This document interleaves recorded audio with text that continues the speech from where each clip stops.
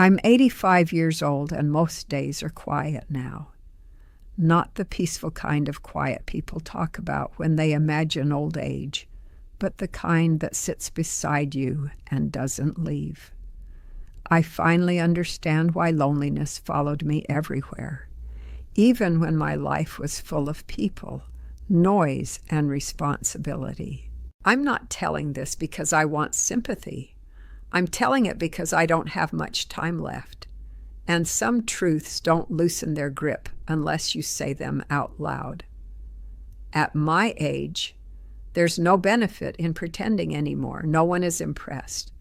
No one is watching closely. It's just me, my memories, and the weight of what I didn't see while it was happening. I wake up early now, usually before the sun. My body doesn't let me sleep the way it used to. I sit at the small kitchen table with a cup of tea I sometimes forget to drink. The house makes noises it never used to make, or maybe I just hear them now. Every room holds a version of me that no longer exists, a younger woman who thought she was doing everything right.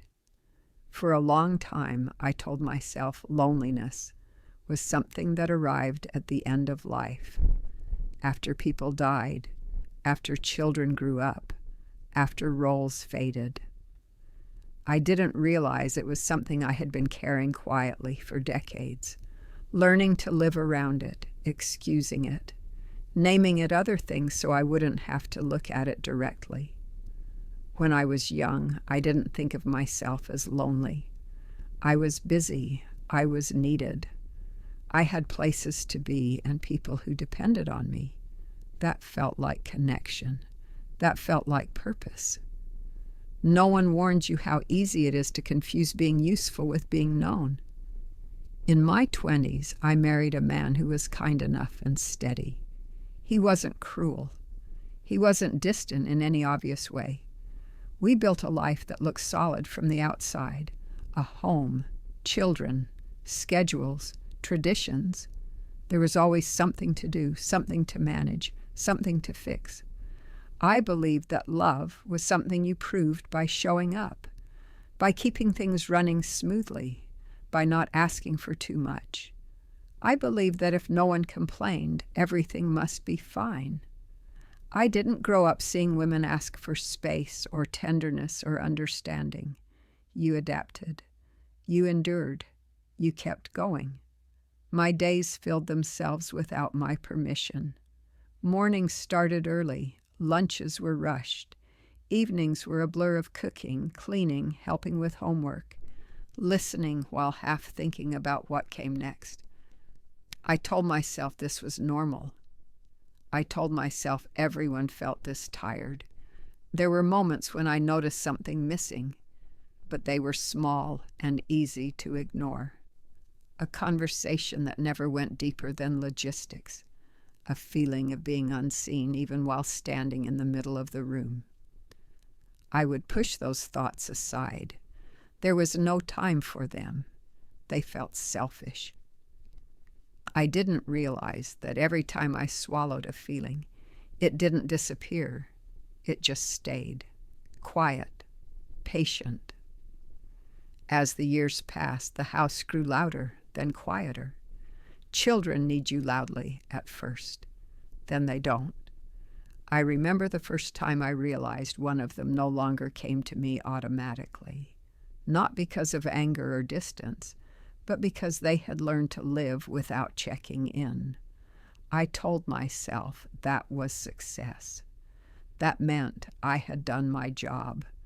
My husband and I learned to move around each other efficiently. We knew each other's habits, not each other's thoughts. We talked about bills, plans, health, rarely about fear, rarely about longing. I don't think either of us knew how to start those conversations anymore. Sometimes, late at night, I would sit alone after everyone was asleep and feel an ache I couldn't name. I wasn't unhappy, exactly. I was functioning. But there was a sense that something essential was untouched, like a room in the house no one ever opened. I told myself there would be time later, when things slowed down, when the children were grown, when work eased. That later became my favorite excuse. It felt responsible. It felt reasonable. Loneliness doesn't arrive all at once. It builds in the spaces where honesty should have been, in the pauses you fill with tasks instead of words, in the moments you tell yourself it's not important enough to mention. I remember missing small things. A school play I arrived late to because dinner wasn't ready yet. A conversation I postponed because I was tired. A friend I didn't call back because weeks had already passed, and it felt awkward. None of these moments felt like losses at the time. They felt insignificant. Years later, those insignificant moments were all I could see. The turning point didn't come with drama.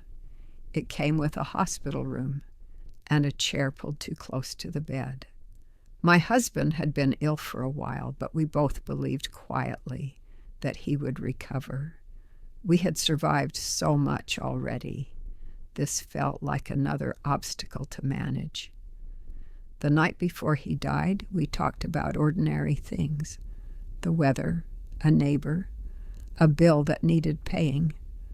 I remember thinking there would be time for more meaningful words later when he felt stronger. There wasn't. After he was gone, people came. They brought food. They spoke softly. They told me I was strong. I nodded and thanked them. When the house emptied again, the silence felt different, sharper, less forgiving. That was the first time I understood that loneliness wasn't about being alone. It was about realizing how much of yourself you never shared while you had the chance. Grief strips away distractions. It leaves you face to face with what remains. What remained for me was a life full of roles I no longer occupied, and relationships that existed more in memory than in practice. My children visited, but they had their own lives. They loved me, I know that. But love expressed occasionally cannot replace presence lived daily. I had taught them independence well, too well perhaps. Friends faded. Some moved away. Some died. Some I simply lost touch with, because neither of us reached out in time. I used to think friendships ended because of distance or circumstances. Now I know they often end because both people assume the other is busy. In my 70s, I started noticing how invisible I felt in public spaces, how conversations moved around me, how quickly people assumed I had nothing new to say. At first, I blamed my age.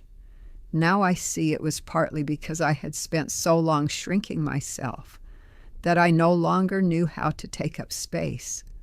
Loneliness followed me because I had learned to live without asking to be understood.